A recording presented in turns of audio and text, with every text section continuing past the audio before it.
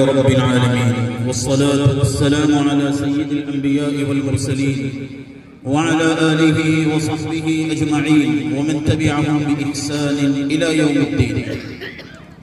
أما بعد فأعوذ بالله من الشيطان الرجيم. بسم الله الرحمن الرحيم. ما كان محمد أبا أحد من رجالكم ولكن رسول الله وخاتم النبيين وكان الله بكل شيء عليما. وقال الله تعالى: ما آتاكم الرسول فخذوه وما نهاكم عنه فانتهوا واتقوا الله إن الله شديد العقاب. وقال النبي صلى الله عليه وسلم: تركت فيكم أمرين ما إن تمسكتم بهما لن تضلوا بعدي أبدا، كتاب الله وسنتي، أو كما قال عليه الصلاة والسلام. صدق الله العظيم وصدق رسوله النبي الكريم ونحن على ذلك لمن الشاهدين والشاكرين والحمد لله رب العالمين.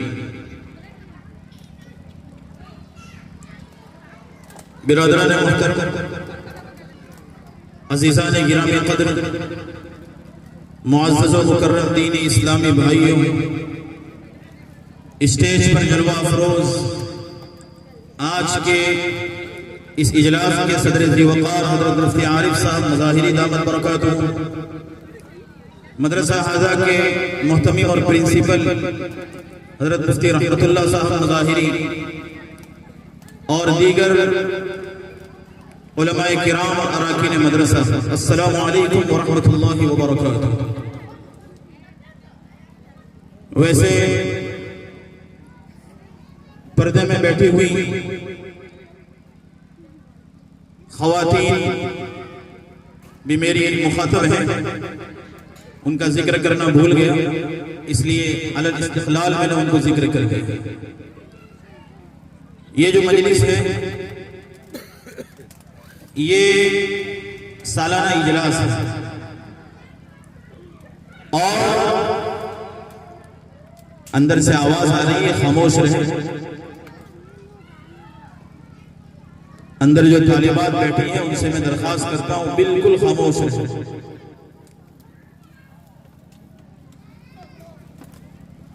ان کی آواز کی وجہ سے ذہنی تشویش ہوتی ہے، خاموش رہے۔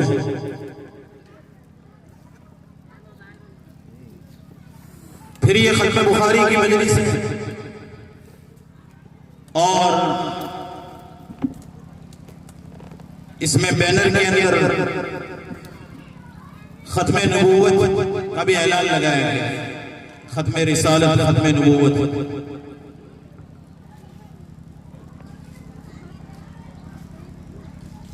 جو طالبات اس سال مدرسہ حاضہ سے شہادت فضیلت حاصل کر رہی ہیں، وہ اس سے پہلے اس حدیث سے حدیث الرحمہ، حدیث مسلسل بالاولیہ سن چکی، اس لیے میں نے یہاں پر پڑھا نہیں۔ جہاں تک بخاری شریف کی آخری حدیث کا تعلق ہے تو وہ امام بخاری رحمۃ اللہ علیہ اپنے استاد احمد بن اشقاق سے نقل کرتے ہیں، فرماتے ہیں: حدثني احمد بن اشقاق قال حدثنا محمد بن فضيل عن عمارة بن القعقاع عن ابي زرعة عن ابي هريرة رضي الله عنه قال قال رسول الله صلى الله عليه وسلم: كلمتان حبيبتان الى الرحمن خفيفتان على اللسان ثقيلتان في الميزان سبحان الله وبحمده سبحان الله العظيم۔ یہ بخاری شریف کی آخری روایت ہے۔ امام بخاری رحمۃ اللہ علیہ نے اپنی اس بابرکت، عظیم الشان اور حدیث شریف کے اس بے مثال اور لاجواب ذخیرہ احادیث کا آغاز کتاب بدء الوحی سے کیا۔ ایک انوکھا انداز ہے، ایک انوکھا آغاز ہے۔ کتاب بدء الوحی، وحی کے آغاز کو امام بخاری رحمۃ اللہ علیہ نے اپنی کتاب کے شروع میں ذکر کیا ہے۔ آپ کو یہ معلوم ہونا چاہیے کہ مجموعی طور پر علم کے 3 سرچشمے ہیں۔ نمبر 1 حواس سے خمسہ، نمبر 2 عقل، اور نمبر 3 وحی۔ حواس سے خمسہ سماع، بصر، ذوق، شم اور لمس، سننا، دیکھنا، چھونا، چکھنا اور سونگھنا، اسے حواس سے خمسہ ظاہرہ کہتے ہیں۔ کبھی کوئی چیز دیکھ کر معلوم ہوتی ہے، علم کا ذریعہ ہے، سونگ کر معلوم ہوتی ہے کیا ہے، چھو کر معلوم ہوتا ہے کیا ہے، دیکھ کر معلوم ہوتا ہے کیا ہے، چکھ کر معلوم ہوتا ہے کیا ہے۔ یہ حواس سے خمسہ علم کا ایک ذریعہ ہے۔ جہاں ان حواس سے خمسہ کا اینڈ ہوتا ہے وہیں پر عقل کا آغاز ہوتا ہے۔ جہاں کوئی چیز کام نہیں کرتی پھر وہاں عقل کام کرتی ہے۔ آپ کے سامنے ایک میز پڑی ہوئی ہے، آپ نے آنکھوں سے دیکھا تو معلوم ہوا کہ میز ہے، ہاتھ سے چھویا تو معلوم ہوا کہ لکڑے کی ہے یا لوہے کی۔ لیکن آپ کو یہ بات ان 5 میں سے کوئی نہیں بتلا سکتا کہ یہ میز کیسے بنی، کیسے بنی ہوگی، کن چیزوں کو جوڑا ہوگا، کیسے جوڑا گیا ہوگا، وغیرہ وغیرہ وغیرہ وغیرہ وغیرہ وغیرہ۔ یہ نہ آنکھ بتلا سکتی ہے، نہ کان بتلا سکتا ہے، نہ زبان بتلا سکتی ہے، نہ چھو کر معلوم ہو سکتا ہے، نہ حواس سے خمسہ میں سے کسی اور چیز کے ذریعے معلوم ہو سکتا ہے۔ اگر یہ معلوم ہوگا تو عقل کے ذریعے معلوم ہوگا۔ تو جہاں حواس سے خمسہ کی انتہا ہوتی ہے وہیں پر عقل کا آغاز ہوتا ہے۔ لیکن عقل کا بھی ایک دائرہ کار ہے، اس کی ایک لیمٹ ہے، انلیمیٹڈ نہیں ہے۔ جیسے یہ حواس سے خمسہ ہے ان کی ایک لیمٹ ہے، ہر ایک حادثہ اپنی اپنی جگہ کام کرتا ہے۔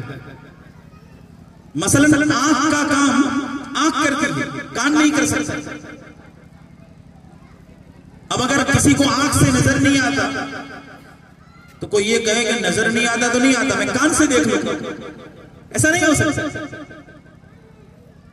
اب کسی کو کان سے سنائی نہیں دیتا تو کوئی منچلا یہ کہے کہ کان سے نہیں سنائی دیتا تو کیا اتنے سب آزا ہے، ہاتھ سے سن لیجیے، پیر سے سن لیجیے۔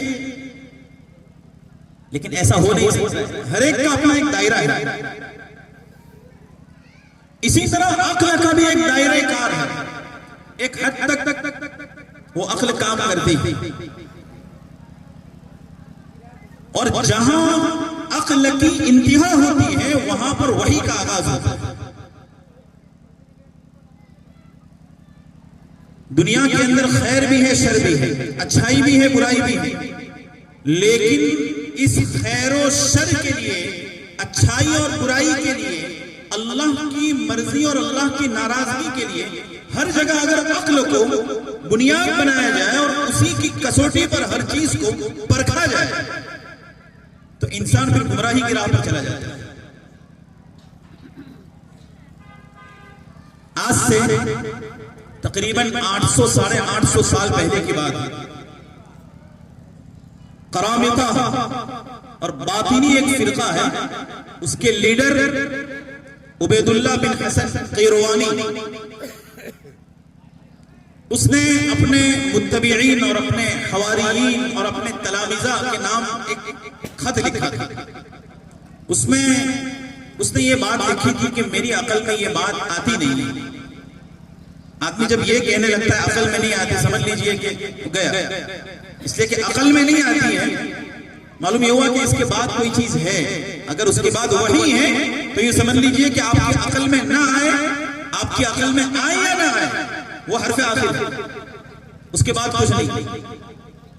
تو وہ یہ کہتا ہے کہ میری عقل میں یہ بات نہیں آتی، میری سمجھ میں یہ بات نہیں آتی کہ ایک شخص کسی اجنبی عورت سے نکاح کرتا ہے، حالانکہ اس کے گھر میں اس کی سگی بہن موجود ہے، اس کے ساتھ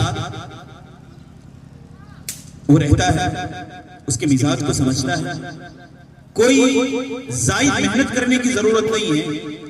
جب ایک بہن کے ہاتھ سے بنا ہوا کھانا وہ کھاتا ہے، اس کے ہاتھ سے دھلا ہوا کپڑا وہ پہنتا ہے، تو پھر وہ اپنی جنسی تسکین اپنی بہن کے ذریعے کیوں نہیں کر سکتا؟ یہ باطنی فرقہ کرامتا اور باطنی جو فرقہ ہے اس کا لیڈر عبید اللہ بن حسن قیروانی نے اپنے متبعین کے نام یہ بات لکھی تھی عقل کی بنیاد پر. دیکھیے جب آدمی عقل استعمال کرتا ہے تو پھر اس طرح کی گمراہی میں چلا جاتا ہے. حالانکہ قرآن کا صاف اعلان ہے کہ بہن سے نکاح نہیں کر سکتے. ہر جگہ آدمی عقل کو استعمال کرے تو ایک دن گمراہ ہو جاتا ہے.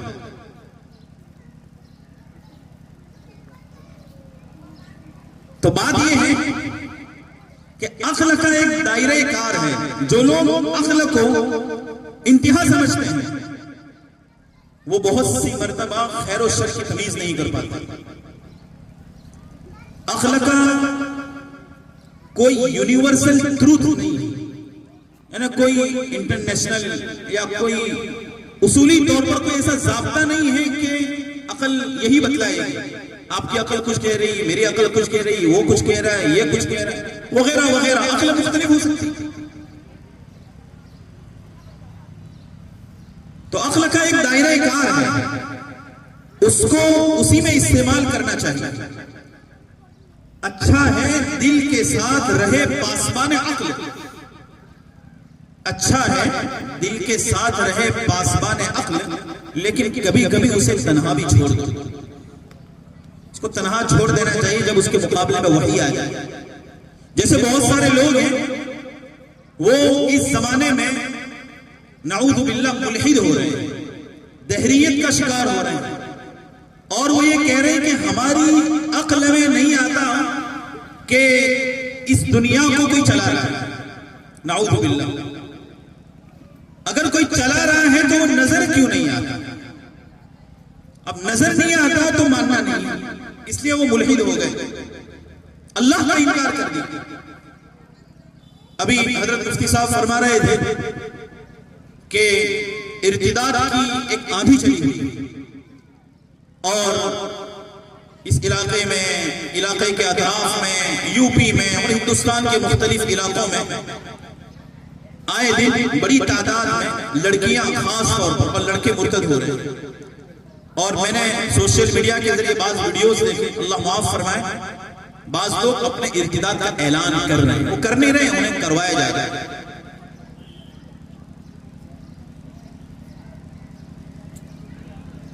میں یہ کہہ رہا ہوں کہ یہ ارتداد اور یہ مرتد ہونا اب اس سے آگے بات جا چکی ہے.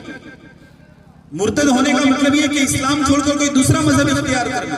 لیکن اب یہ کہہ رہے ہیں کہ کوئی مذہب ہے ہی نہیں، دنیا کو کوئی چلا ہی نہیں رہا ہے، یہ دنیا ویسے ہی وجود میں آ گئی اور ویسے ہی ختم ہو جائے گی. یہ ملحد ہے. ایسے لوگ دنیا میں وجود میں آ رہے ہیں اور سوشل میڈیا کے ذریعے اس کو بہت تیزی کے ساتھ پھیلایا جا رہا ہے. اور ہمارے نوجوان لڑکے اور لڑکیاں وہ اس کا شکار ہو رہی ہیں.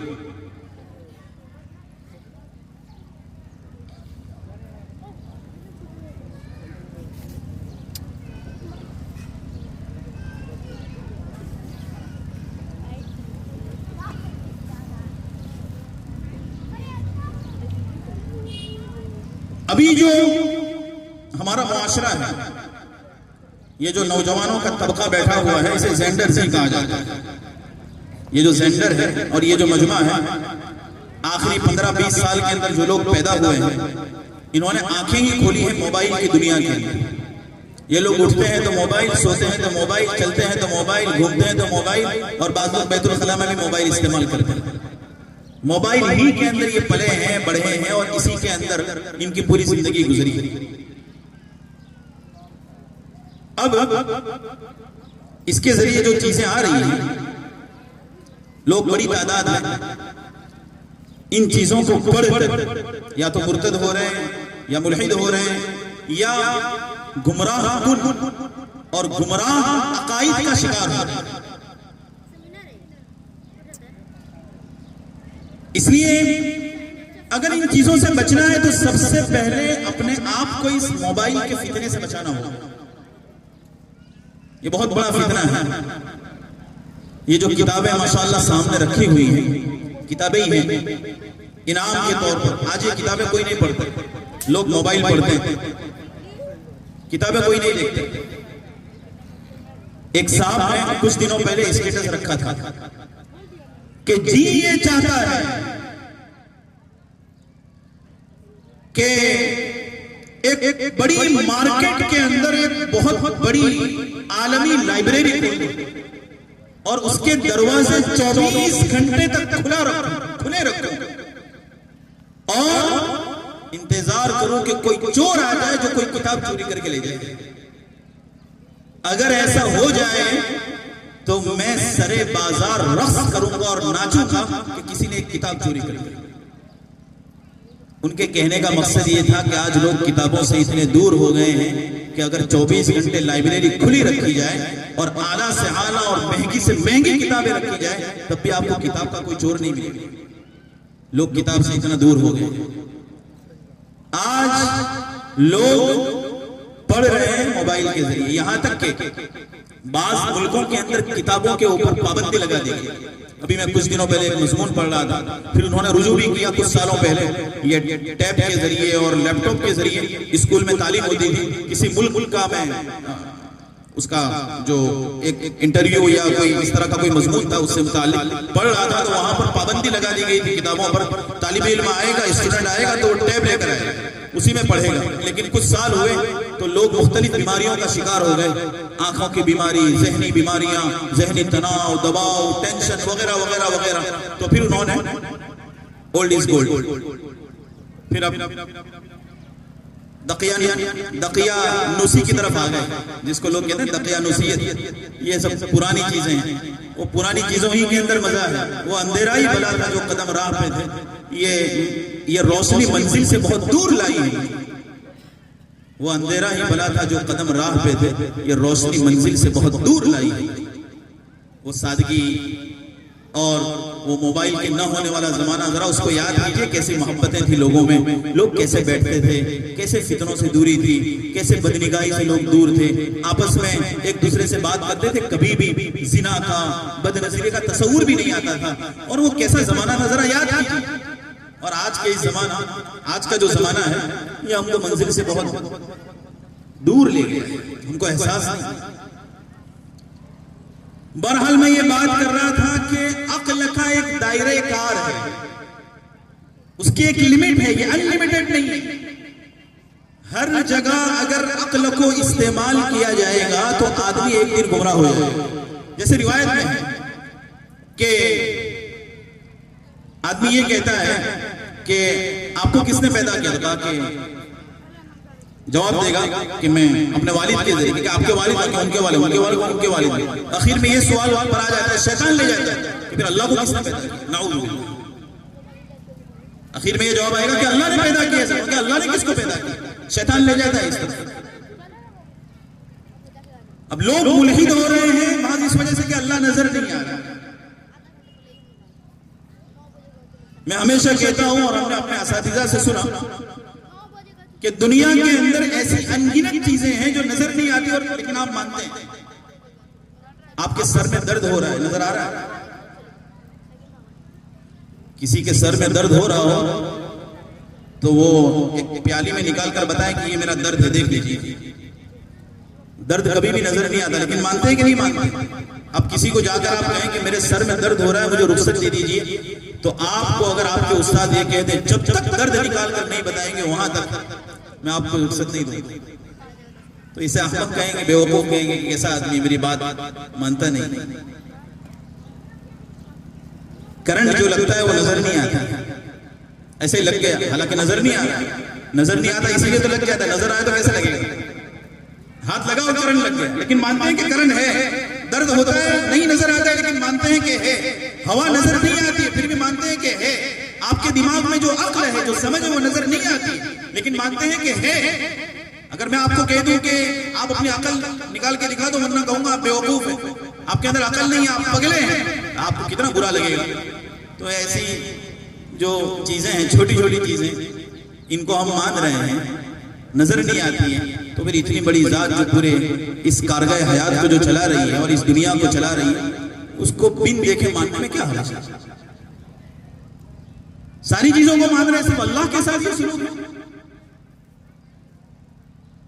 اور بہت سارے عقلی دلائل آپ حضرات سن چکے ہیں، پڑھ چکے ہیں۔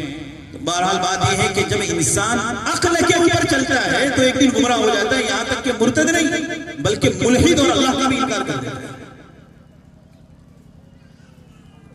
اور جہاں کہیں یہ عقل کا دائرہ ختم ہوتا ہے پھر وحی کا دائرہ شروع ہوتا ہے۔ مشہور مورخ ابن خلدون رحمت اللہ علیہ نے اپنے مقدمے میں لکھا ہے کہ اگر کوئی شخص وحی کو عقل کی ترازو میں تولے گا تو یہ ایسا ہے جیسے سونے کی ترازو میں پہاڑ کو تولنا۔ وحی کو عقل کی ترازو میں تولنا ایسا ہے جیسے سونے کی ترازو میں پہاڑ کو تولنا۔ وحی ایک پہاڑ ہے، ایک پہاڑ ہے، آپ اس کو عقل کے اوپر تولنا چاہیں تو نہیں تول سکتے۔ ہو سکتا ہے وحی آپ کی سمجھ میں آ جائے، ہو سکتا ہے نہ سمجھ میں آئے، لیکن آپ کو ماننا اسی کو ہے۔ سمجھ میں آئے یا نہ آئے، اس لیے کہ آپ کی عقل کا ایک دائرہ ہے وہ ختم ہو چکا ہے۔ اس کے بعد وہی بات ہوگی جو اللہ نے کہی ہے، اس کے رسول نے کہی ہے۔ امام بخاری رحمت اللہ علیہ نے علم کا سب سے بڑا چشمہ، سر چشمہ وحی، اس کے ذریعے کتاب کا آغاز کیا اور گویا یہ بتلا دیا کہ جو کچھ ہماری کتاب میں آ رہا ہے وہ سب علم کے سب سے بڑے چشمے کے ذریعے آ رہا ہے، وہ وحی ہے۔ وحی کے سرچشمے کو سب سے پہلے علم کے سرچشمے وحی کو سب سے پہلے ذکر کر دیا، کتاب بدء الوحی۔ اور پھر انتہا فرما رہے ہیں کتاب التوحید کے اوپر، اس لیے کہ یہ منتہا ہے۔ علوم جتنے بھی حاصل کر لو سب کا منتہا یہ ہے کہ اللہ کو ایک مان لیجئے اور نبی کو آخری پیغمبر مان لیجئے۔ نبی تو ماننا ہی ہے لیکن آخری نبی ماننا ہے۔ دنیا کے اندر فی الحال لڑائی ختم نبوت کی، ایک تعداد ہے جو نبوت کو تسلیم نہیں کرتی، لیکن ایک بڑی تعداد ہے جو ختم نبوت کو تسلیم نہیں کرتی۔ ختم رسالت، ختم نبوت بہت بڑی محنت ہے۔ حدیث کی کتابیں پڑھائی جا رہی ہیں، یہ نبی کی بات کی حفاظت ہے، اور ختم نبوت کے لیے کوئی جلسہ کرنا یہ نبی کی ذات کی حفاظت ہے۔ تو ماشاءاللہ عنوان لگا دیا ہے ختم رسالت کا اور ختم بخاری کا، گویا اعلان کر دیا کہ بات کی بھی حفاظت ہے اور ذات کی بھی حفاظت ہے، دونوں کی حفاظت اس جلسے کے اندر مطلوب ہے۔ نبی کریم صلی اللہ علیہ وسلم خاتم النبیین ہیں۔ ما كان محمد ابا احد من رجالكم ولكن رسول الله خاتم النبیین، آخری پیغمبر ہے۔ کہیں فرمایا کہ اگر میرے بعد کوئی نبی ہوتا تو عمر ہوتے۔ بعض روایات میں آ گیا کہ اگر میرے بیٹے ابراہیم زندہ ہوتے تو وہ نبی ہوتے، لیکن ایسا ہے نہیں، اس لیے کہ نبوت کا دروازہ بند ہو چکا ہے۔ وہ لوگ جاہل ہیں جو خاتم النبیین کو زینت النبیین سے تعبیر کرتے ہیں۔ پنجاب کے اندر ایک چھوٹی سی بستی ہے قادیان،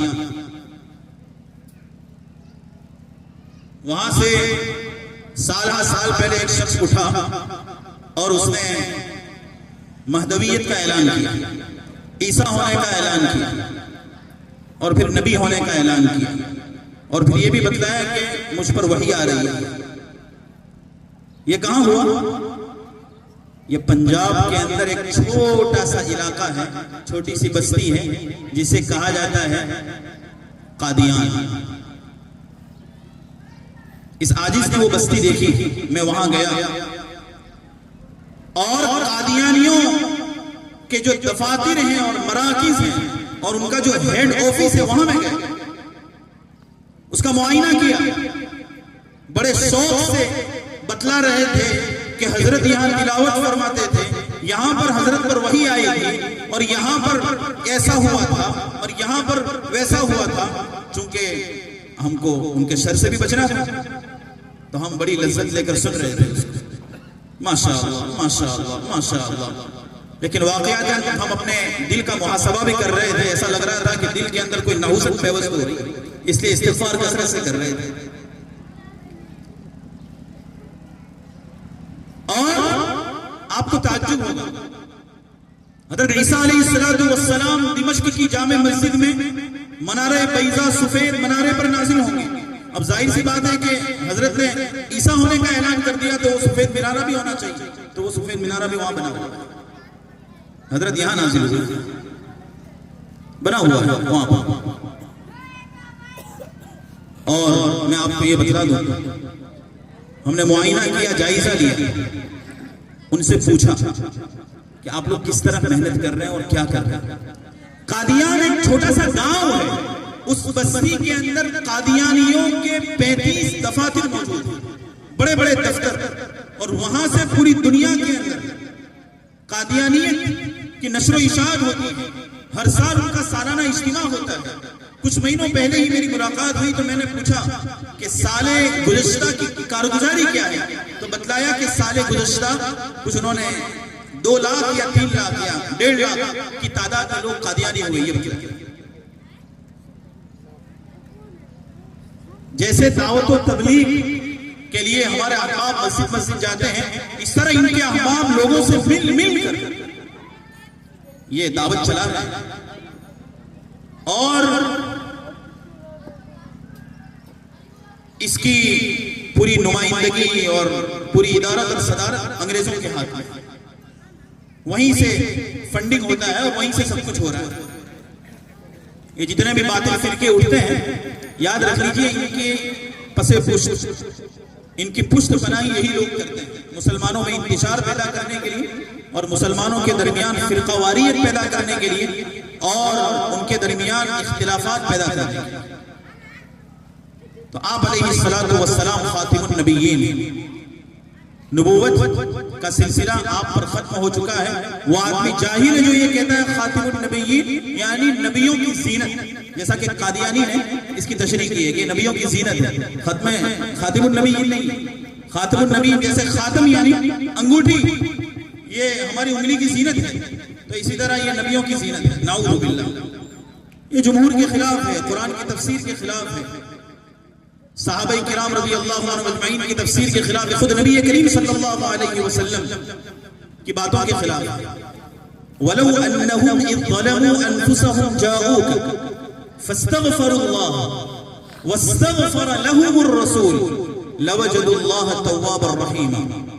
اس آیت کا آپ مطالعہ کریں گے تو آپ کو معلوم ہوگا کہ وہ ظلم کرتے اور آپ کے پاس آتے، فاستغفروا اللہ، اور اللہ تعالیٰ سے استغفار کرتے، واستغفر لهم الرسول، اور رسول ان کے لیے استغفار کرتے۔ یہ کیا بات ہے؟ آپ یہاں علماء بیٹھے ہیں، میں ان سے خطاب کر رہا ہوں، اور پردہ نشی جو طالبات ہیں ان کو میں سمجھنے کی دعوت دے رہا ہوں۔ اللہ تعالیٰ فرما رہا ہے کہ یہ ظلم کر کے آپ کے پاس آتے، کس کے پاس؟ نبی کے پاس۔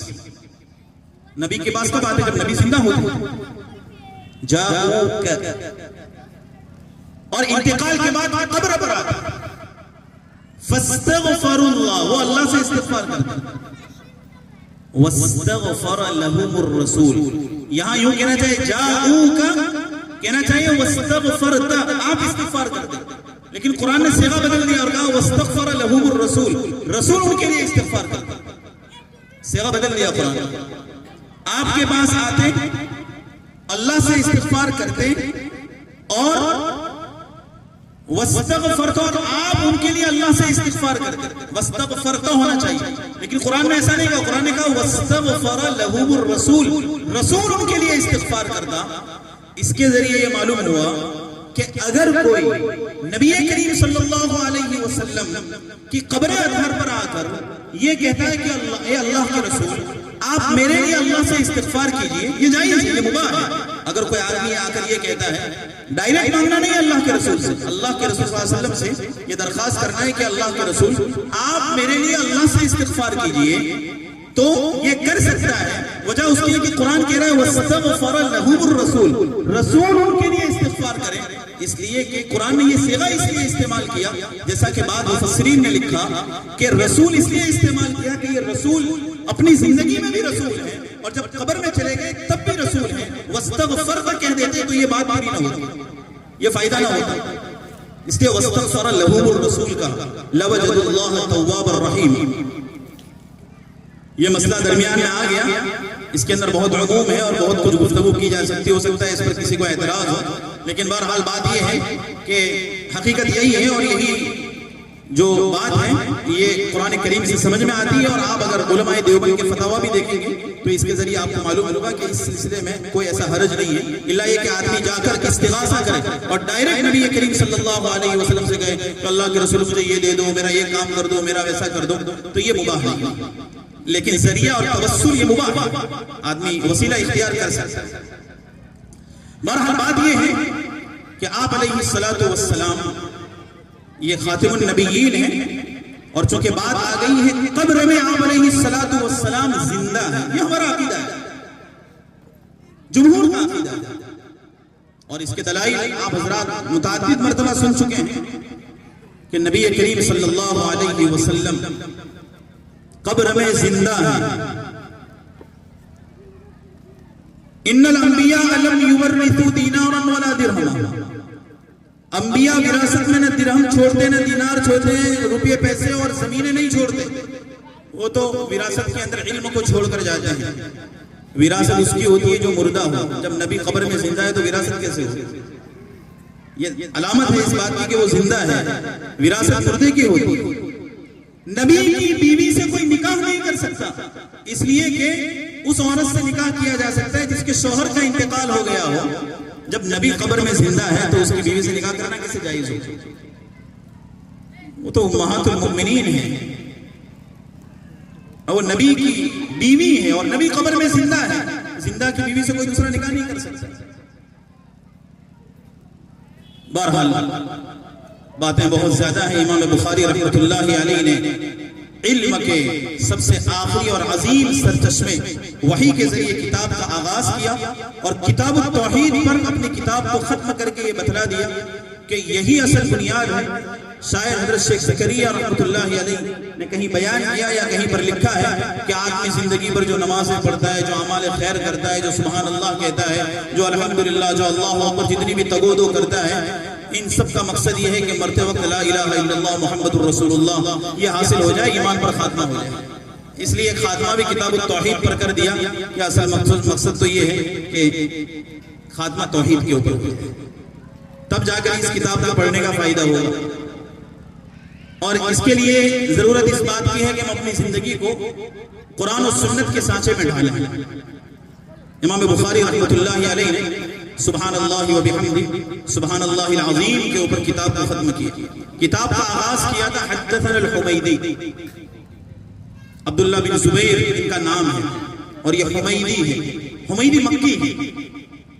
حمیدی یہ جو راوی ہے عبداللہ بن زبیر، یہ مکہ کے ہیں، چونکہ سب سے پہلی وحی مکہ میں نازل ہوئی تھی، تو امام بخاری رحمۃ اللہ علیہ سب سے پہلی حدیث اس راوی کی لائے جو مکہ کے ہیں، یہ نکتہ ہے اس میں۔ اور اس کے بعد جو راوی ہیں، دو تین راوی اور ہیں جو مکہ کے ہیں، تو تسلسل بالمکیین یہ بھی ایک لطیفہ ہے اس سند کے اندر۔ لوگ کہتے ہیں کہ شروع میں کوئی حمد نہیں ہے، الحمیدی کے اندر خود حمد چھپا ہوا ہے۔ امام بخاری نے گویا اللہ کی حمد کے ذریعے کتاب کا آغاز کیا، اور انتہا کی ہے حدثنا احمد بن اشکاب، آخری جو راوی لائے وہ بھی حمد والے لائے، احمد، اور یہ جتنے راوی احمد بن اشکاب، محمد بن فضیل، عمارہ بن قعقاع، ابو زرع، یہ سب کوفی ہیں، مسلسل بالکوفیین، یہ لطیفہ ہے اس سند کا۔ شروع میں 2-3 راوی مکہ کے ہیں چونکہ وحی کا آغاز مکہ کے ذریعے ہوا، مکہ سے ہوا، اور آخری جو حدیث ہے ان میں جو راوی ہیں وہ غالباً سب کوفہ کے رہنے والے ہیں سوائے حضرت ابو ہریرہ رضی اللہ عنہ۔ تو مسلسل بالکوفیین، اس کے ذریعے یہ بتلا دیا کہ راوی تو کوفہ کے ہیں، روایت کر رہے ہیں صاحب مکہ اور مدینہ نبی کریم صلی اللہ علیہ وسلم کی۔ اس سے یہ بتلا دیا کہ علم کی طلب کے اندر سفر کرنا چاہیے۔ غربت یہ قریب ہے، یعنی اجنبی لوگ ہیں، مکہ مکی اور مدینی نہیں ہے۔ آدمی جب غربت اختیار کرتا ہے اور علم کے لیے جب سفر کرتا ہے تو اس کے علم سے فائدہ ہوتا ہے، علم میں برکت ہوتی ہے۔ اور آخری جو روایت ہے وہ حضرت ابو ہریرہ رضی اللہ عنہ کی لائے، اور پہلی جو روایت ہے وہ حضرت عمر کی۔ حضرت عمر کا مرتبہ بہت بلند ہے، لو کان بعدی نبی لکان عمر، اگر میرے بعد کوئی نبی ہوتا تو عمر ہوتا۔ تو روایت اس آدمی کی لائے جس کے باب میں اللہ کے رسول نے یہ کہا تھا کہ میرے بعد کوئی نبی ہوتے تو عمر ہوتا، تو روایت ان کی لائے۔ لیکن یہاں پر اس سے پہلے بھی ایک مجلس میں نے ذکر کیا ہے شاید کلکتہ کے اندر کہ اس سے کوئی عمر کا درجہ ابو بکر سے بڑھ نہیں گیا۔ ابو بکر کا درجہ تو ابو بکر کی جگہ پر ہے، اور عمر کا درجہ عمر کی جگہ پر ہے۔ اگر میرے بعد کوئی نبی ہوتا تو عمر ہوتے، اس کا مطلب یہ ہے کہ ایک نبی کے اندر جتنی صفات ہونی چاہیے وہ ساری صفات عمر میں موجود ہے، اور ساتھ میں یہ بھی سنو کہ وہ ساری صفات بلکہ اس سے کہیں زیادہ صفات ابو بکر کے اندر موجود ہیں۔ لیکن یہ جملہ کہہ کہ اگر میرے بعد اگر کوئی نبی ہوتا تو عمر ہوتے، اللہ کے رسول نے یہ اعلان کر دیا کہ نبوت ظاہری صفات اور ظاہری اوصاف کی بنیاد پر نہیں ملتی بلکہ یہ اللہ کی جانب سے انتخاب ہوتا ہے۔ اگر میرے بعد کسی نبی کا اللہ انتخاب کرتے تو وہ عمر کا کرتے۔ اللہ یصطفی من الملائکۃ رسلا ومن الناس، یعنی نبی کا انتخاب اللہ خود کرتے چاہے کوئی بھی ہو، اگر کرتے تو عمر کا کرتے۔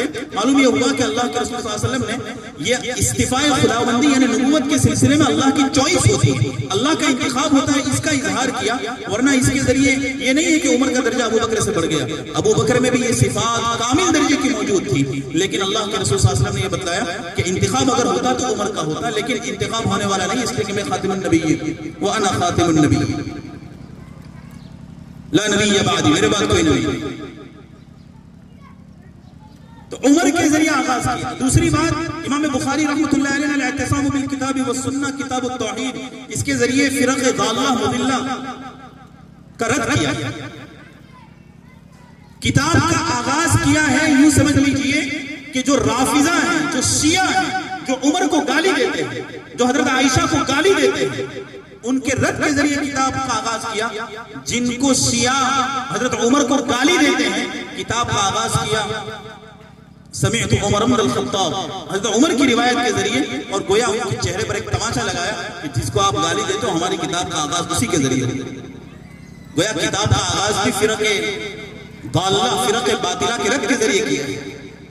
ہمارے شیخ حضرت شیخ زہیر ناصر حفظہ اللہ ورعاہ، دمشق اور شام کے رہنے والے حلبی ہیں، مدینہ منورہ میں رہتے ہیں، انہوں نے یہ بات میرے سامنے بیان کی کہ امام بخاری رحمۃ اللہ علیہ نے آغاز میں گویا فرق باطلہ کے رد میں کیا ہے، رافضہ کا رد کر رہے ہیں کہ آپ عمر کو گالی دیتے ہو، ہم اپنی کتاب کا آغاز عمر کی روایت کے ذریعے کرتے ہیں۔ عائشہ کو گالی دیتے ہو، دوسرے نمبر کی جو طویل روایت ہے وہ ہے عائشہ کی، اس کے ذریعے گویا رافضہ کا رد کر دیا۔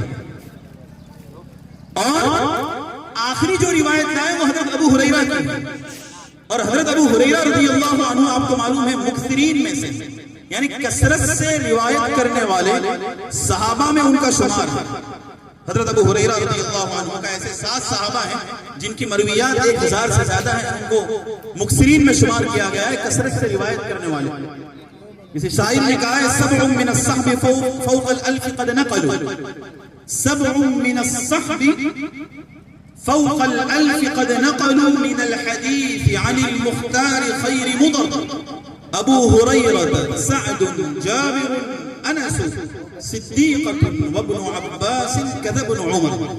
یہ 7 راوی ہیں، 7 صحابہ ہیں جو 1000 سے زیادہ روایات نبی کریم صلی اللہ علیہ وسلم سے نقل کرتے ہیں۔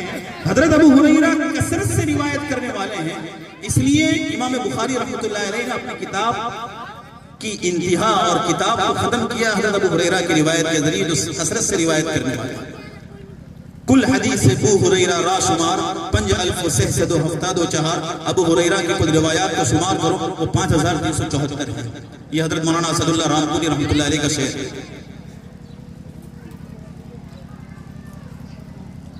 یہاں پر ایک چھوٹی سی بات ہے وہ میں بیان کر کے اپنی بات کو ختم کروں گا. یہاں پر ایک اشکال یہ ہوتا ہے کہ حضرت ابو ہریرہ کی اتنی سب روایات ہیں, حضرت ابو بکر نے اتنی صحبت اٹھائی, حضرت عمر نے اتنی صحبت اٹھائی, حضرت عثمان, حضرت علی جو اتنا جلد مسلمان ہو گئے تھے تو ان کی روایات کیوں کم ہیں؟ حضرت ابو ہریرہ کی روایت 5,374 سب سے زیادہ مرویات ہیں. اس کے مقابلے میں حضرت ابو بکر صدیق رضی اللہ عنہ کی مرویات اور آپ سے جو احادیث منقول ہیں وہ 142, حضرت عمر سے جو منقول ہے 539, حضرت عثمان سے جو منقول ہے 146 اور حضرت علی سے جو منقول ہے 586, 586. خلفائے راشدین ہیں اور بڑی صحبت نبی کریم صلی اللہ علیہ وسلم کی اٹھائی. اس کے مقابلے میں حضرت ابو ہریرہ سن ہجری 7 میں مسلمان ہوئے اور 3.5-4 سال کی صحبت اٹھائی اللہ کے رسول سے, اور مرویات سارے صحابہ سے زیادہ. تو کیا ان خلفائے راشدین کا علم ابو ہریرہ سے کم تھا؟ نہیں. پہلی بات تو یہ حضرات نبی کریم صلی اللہ علیہ وسلم سے کوئی بات نقل کرنے میں بہت ڈرتے تھے. ان کے اندر اتقاء اور پرہیزگاری اور خوف ایسا تھا کہ کہیں کوئی بات غلط نقل نہ کرے, اس لیے بہت احتیاط برتتے تھے آپ علیہ السلام سے بات نقل کر. دوسری بات, یہ لوگ امور خلافت میں زیادہ مشغول رہے. نبی کریم صلی اللہ علیہ وسلم کے انتقال کے بعد امور خلافت میں زیادہ مشغول رہے. حضرت ابو بکر صدیق رضی اللہ عنہ کتنے امور ہوں گے, پوری امت کا فکر. حضرت عمر بن خطاب رضی اللہ عنہ پوری امت کا فکر ہے. کتنے بلاد اسلامیہ, کتنے بلاد فتح ہوئے آپ کے زمانے میں. حضرت عثمان کی خلافت دیکھیں, حضرت علی کی خلافت دیکھیں, امور خلافت میں اتنے مشغول تھے کہ ان کو تحدیث کا, حدیث کو بیان کرنے کا موقع ہی نہیں ملا.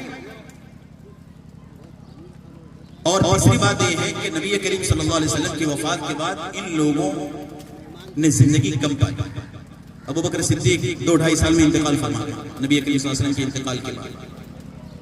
حضرت عمر رضی اللہ عنہ ان کے بعد انتقال فرما گئے, تو عثمان ان کے بعد انتقال فرما گئے, تو علی رضی اللہ عنہ ان کے بعد انتقال کر گئے.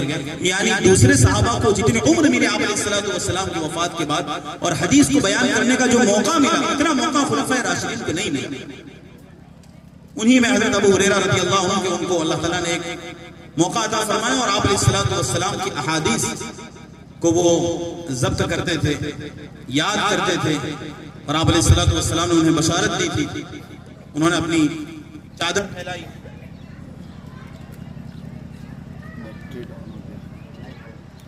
بیٹری ڈاؤن ہو جاؤ. کہاں گیا آپریٹر؟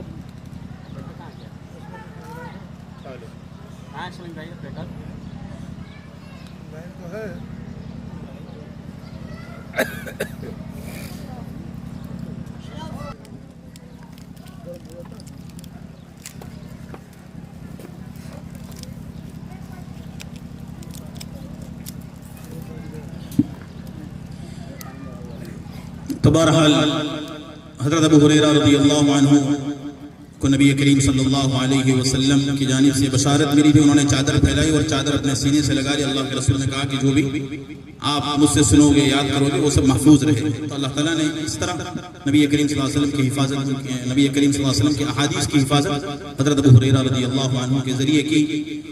اب یہ جو بخاری شریف ہے, اس عاجز نے یہ بخاری متعدد حضرات سے پڑھی ہیں.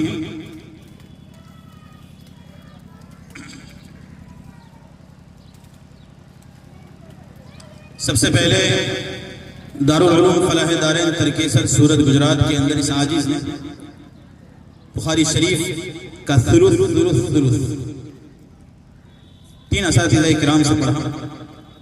حضرت مولانا شیر علی افغانی قاسمی رحمۃ اللہ علیہ, ایک ثلث حضرت مولانا شیخ ابراہیم اندوری رحمۃ اللہ علیہ, اور ایک ثلث استاد محترم حضرت مولانا یوسف صاحب کنکاروی دامت برکاتہ, جو حضرت شیخ یونس صاحب جونپوری رحمۃ اللہ علیہ کے قدیم تلامذہ میں سے ہیں. ان سے اس عاجز نے بخاری شریف ثلث اس طرح مکمل پڑھی 3 حضرات. بعد ازیں اللہ تعالیٰ نے یہ موقع عنایت فرمایا 2015-16 کی بات ہے، مدرسہ مظاہر علوم سہارنپور کا سفر کیا اور وہاں پر حضرت شیخ محمد یونس صاحب جونپوری رحمۃ اللہ علیہ سے مکمل بخاری شریف درس کے اندر بیٹھ کر صف اول میں بیٹھ کر سنی درایت. اور ایک مرتبہ اسی سال میں کوئی خاص ایسا موقع آ گیا تھا جس کی ایک خاص تفصیل ہے. حضرت شیخ کے کمرے میں بیٹھ کر 11 دن میں سردن بخاری شریف پڑھنے کا موقع ملا.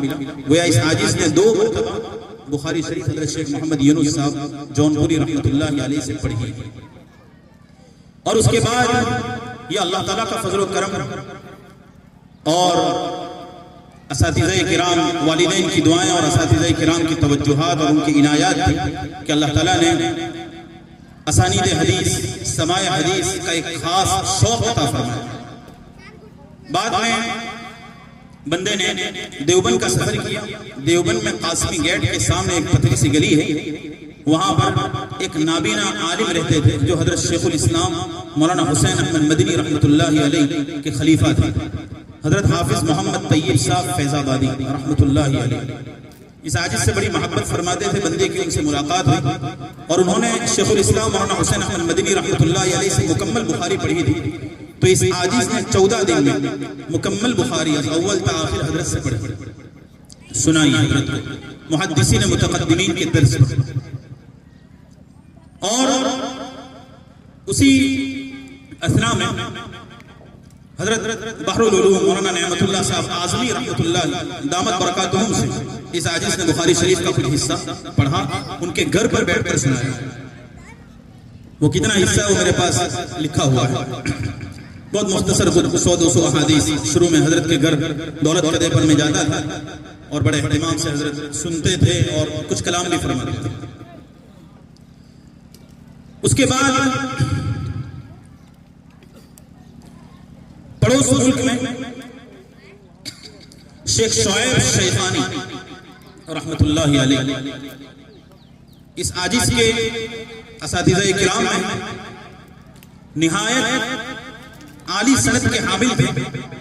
بندے نے آن لائن مکمل بخاری مجھ سے پڑھی. مختصر کچھ فوت ہے.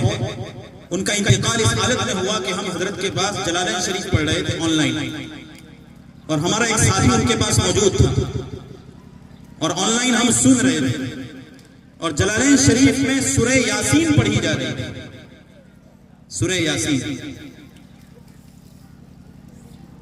اسی دوران احتضار وہ آخری سانسیں شروع ہوئی اور ہم سورہ یاسین پڑھ رہے تھے تو ہمارے جو ساتھی وہاں موجود تھے انہوں نے کہا کہ ابھی رک جائیے، شیخ دوسرے عالم میں ہے. اور 5-7 منٹ کے بعد انہوں نے خبر دی کہ شیخ کا انتقال ہو چکا ہے. یہ حسن خاتمہ ہے. امام ابو زرع رازی رحمۃ اللہ علیہ کے انتقال کے باب میں کبھی آپ نے سنا ہو امام الذہبی اور حافظ ابن حجر وغیرہ نے لکھا ہے کہ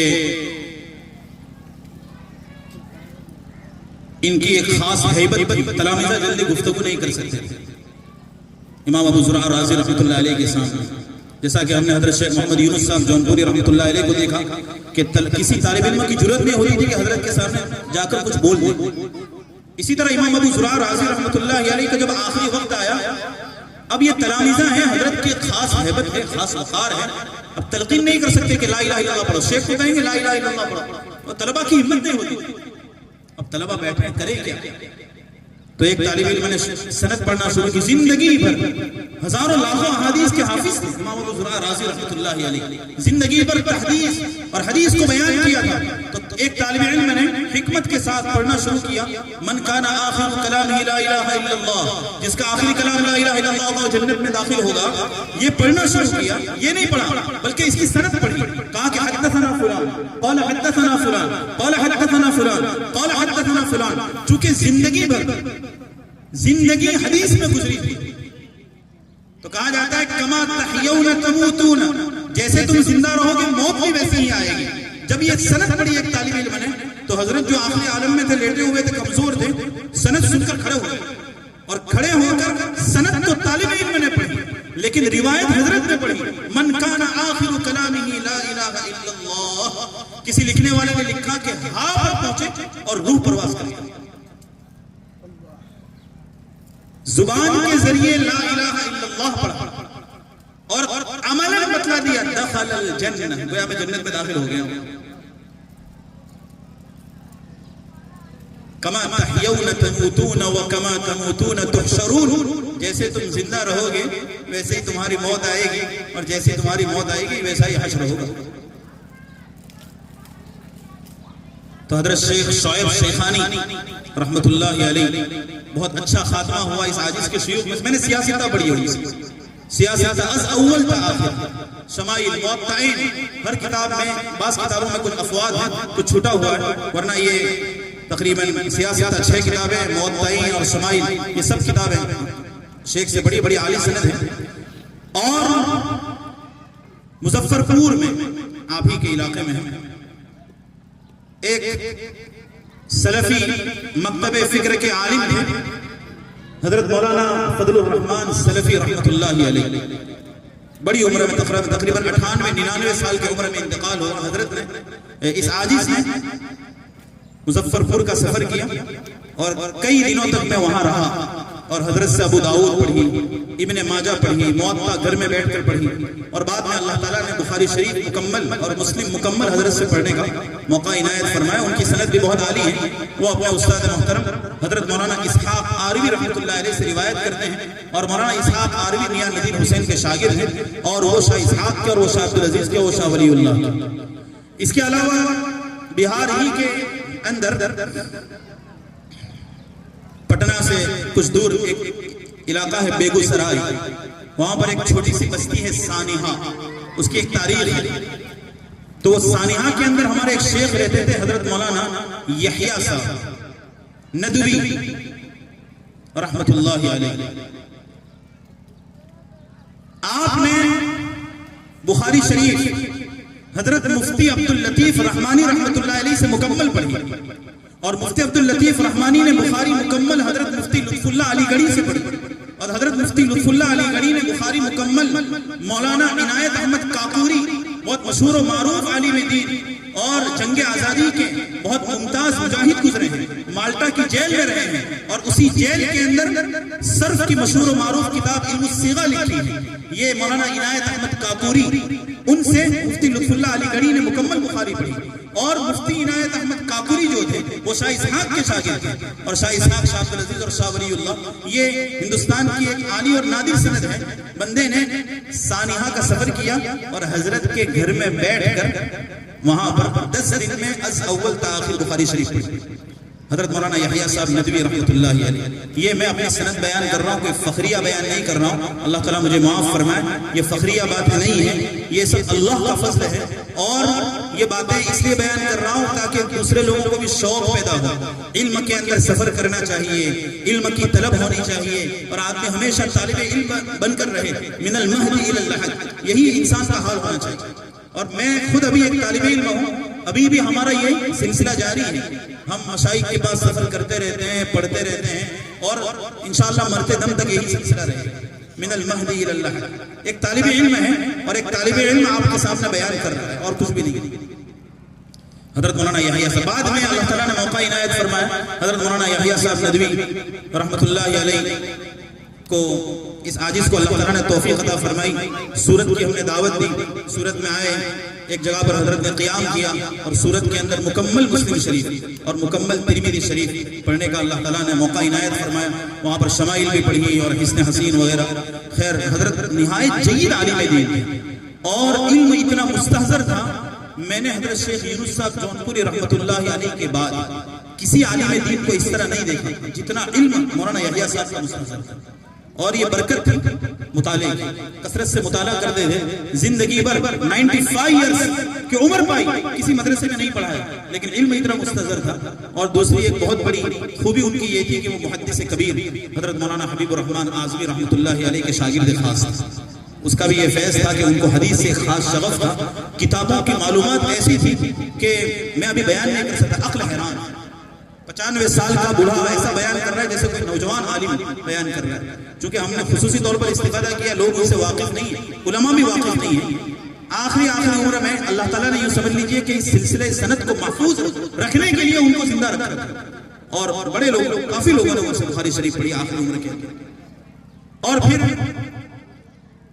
کئی حضرات سے اس عاجز نے بخاری مکمل پڑھی ہے. شیخ مصطفیٰ خدیمی یمن کی سند ہے, مکمل بخاری 2 یا 3 مرتبہ پڑھنے کا موقع ملا. از اول تا آخر, ایک ایک روایت نہیں, ایک ایک روایت کی بات نہیں کر رہا ہوں, از اول تا آخر 2-3 مرتبہ مکمل بخاری پڑھنے کا موقع اللہ تعالیٰ نے عنایت فرمایا. شیخ مصطفیٰ خدیمی سے, ان کے ایک بھائی ہیں شیخ عثمان خدیمی ان سے بھی پڑھنے کا موقع ملا. شیخ ابراہیم احد الخدیمی سے بھی پڑھنے کا موقع ملا مکمل بخاری. ایک شیخ ہیں جن کی عمر تقریباً 103 سال کی ہے, شیخ جعفر السقاف سیون یمن میں رہتے ہیں, ان سے بھی آن لائن الحمدللہ مکمل بخاری از اول تا آخر پڑھی. ان سے ان کی ایک سند ہے احیاء علوم الدین امام غزالی رحمۃ اللہ علیہ کی کتاب کی, بندے نے از اول تا آخر احیاء علوم الدین مکمل ان سے پڑھی. امام غزالی رحمۃ اللہ علیہ کی بہت بڑی کتاب ہے اور کافی طویل ہے, بڑی مدت میں 1 سال 1.5 سال 2 سال میں پڑھی ہے مکمل از اول تا آخر. اور میوات کے اندر ایک شیخ تھے شیخ ہارون ندوی, انتقال فرما گئے رحمۃ اللہ علیہ. ان سے بھی اس عاجز نے سیاست کا مکمل پڑھی ہے لاک ڈاؤن کے اندر. لاک ڈاؤن میں سب گھر میں تھے, کوئی ادھر جا رہا ہے کوئی ادھر جا رہا ہے. ہم نے کہا اچھا موقع ہے, تو ہم نے شیخ سے رابطہ کیا اور کہا کہ ہم آپ سے فون پر کتابیں سنانا چاہتے ہیں. تو لاک ڈاؤن کے 2 مہینے کے عرصے کے اندر بخاری, مسلم, ابو داؤد, ترمذی, نسائی, ابن ماجہ از اول تا آخر بندے نے گھر میں بیٹھ کر مکمل یہ کتابیں حضرت سے پڑھی الحمدللہ لاک ڈاؤن کے زمانے میں. اور اسی طرح شیخ فضل محمود بن فضل ربانی پڑوس ملک کے ہیں, ان سے بھی بخاری شریف پڑھنے کا موقع ملا مکمل. اور حرمین شریفین جب انہوں نے سفر کیا اس عاجز نے ان کی ملاقات کی اور وہاں پر بھی کچھ کتابیں پڑھنے کا موقع اللہ تعالیٰ نے عنایت فرمایا. ایک شیخ تھے شیخ عبد الرحمن بن اسحاق وسواس فوربیس گنج, جو آپ کے بہار میں, بہار کی بارڈر, وہ نیپال کی بارڈر پر ہے. تو وہاں پر ایک چھوٹی سی بستی ہے, سپول 2 ہے بہار کے اندر, ایک وہاں بھی ایک سپول ہے چھوٹا سا اور ایک دوسری جگہ بھی ہے. تو وہاں جو سپول ہے وہاں پر یہ رہتے تھے شیخ عبد الرحمن بن اسحاق وسواس. ان کی سند بھی آ رہی ہے. جب میں وہاں گیا 2 مرتبہ میں نے وہاں کا سفر کیا, بڑا کٹھن سفر تھا علم کے لیے سفر.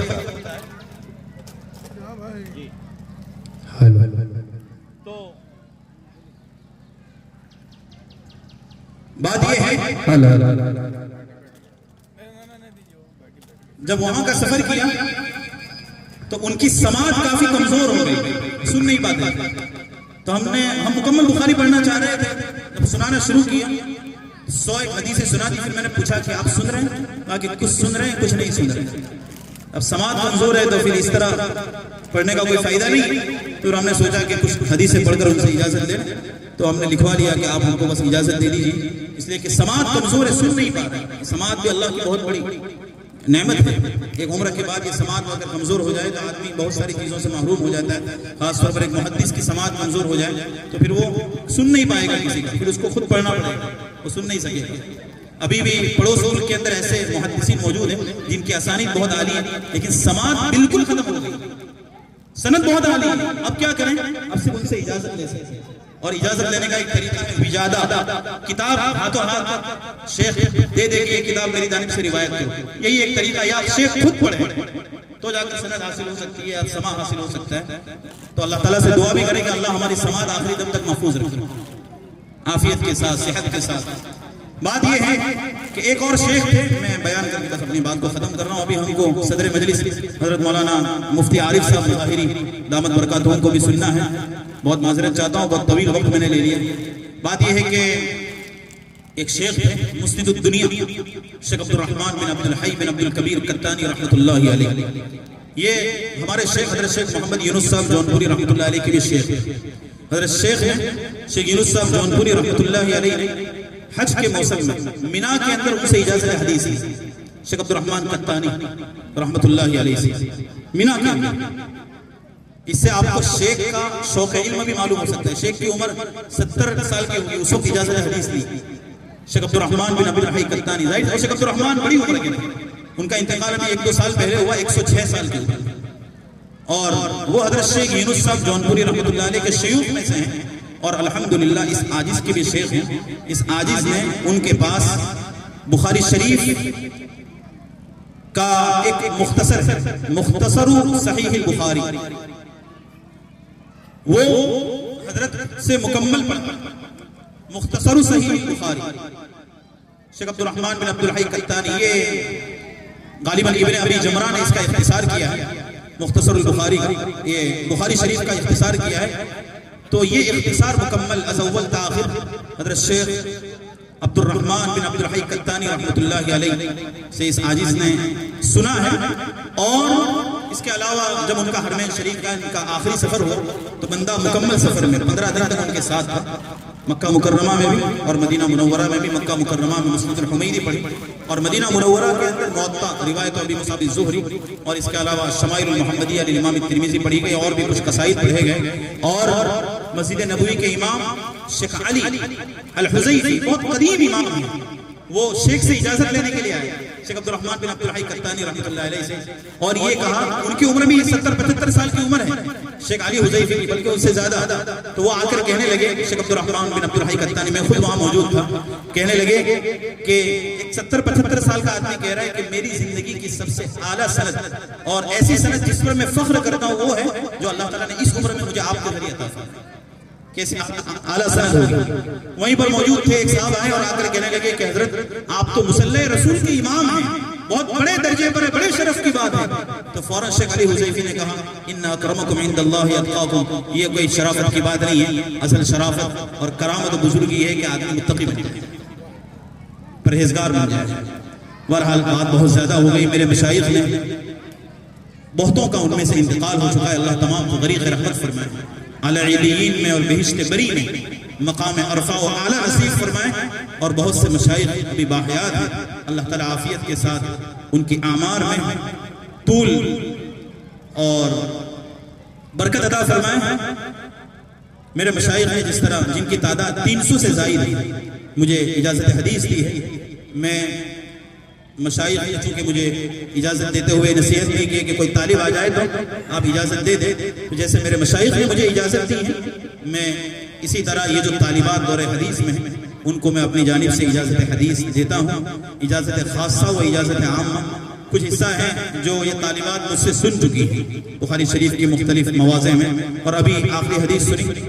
اور ان احادیث وہ احادیث جو مجھ سے سنی ان کی خاص طور پر اور تمام کتب احادیث کی عام طور پر اجازت حدیث میں دیتا ہوں. اللہ تعالیٰ اسے اپنی بارگاہ میں قبول فرمائے, ہمارے اندر اخلاص و الہیت پیدا فرمائے. آمین. وآخر دعوانا ان الحمد للہ رب العالمین.